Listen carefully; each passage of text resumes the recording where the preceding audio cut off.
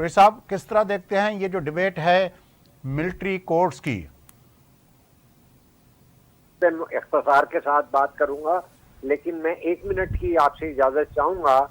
کہ ریکارڈ کی درستگی کرنی ہے۔ میں اس پروگرام میں شریک ہوں۔ میں نے پہلے بھی شیرازی صاحب کی رائے کا احترام کرتا ہوں بطور جمہوریت پسند، لیکن میں یہ نہیں سمجھ سکتا کہ جو طالبانائزیشن کی حمایت کی جائے، جہاں عورتوں کو تعلیم کا حق نہیں ہے اور جہاں پہ جاب کا حق نہیں ہے، اور جس طرح ایک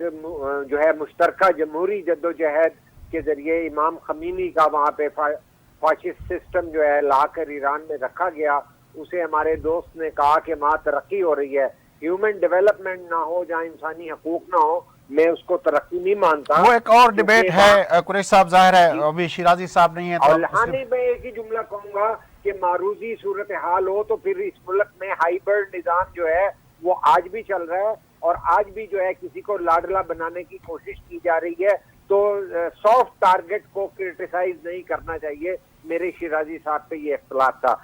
آتے ہیں ہم یہ اس پہ ملٹری کورٹس کی بات پہ، تو اس کے اندر یہ بڑی ایک امپورٹنٹ بات چل رہی ہے۔ ہم اختصار سے بات کرتا ہوں کہ اس کے اندر اگر ہماری بندیال کورٹس جو ہیں وہ ایک توازن کے ساتھ جوڈیشل سسٹم کو چلا رہی ہوتی اور اس طرح کا ایکٹیویزم نہ ہوتا کہ ان کی عدالتوں کو سپریم کورٹ کی بجائے بندیال کورٹ کہنے پر جو ہیں مبصرین مجبور ہو جائیں،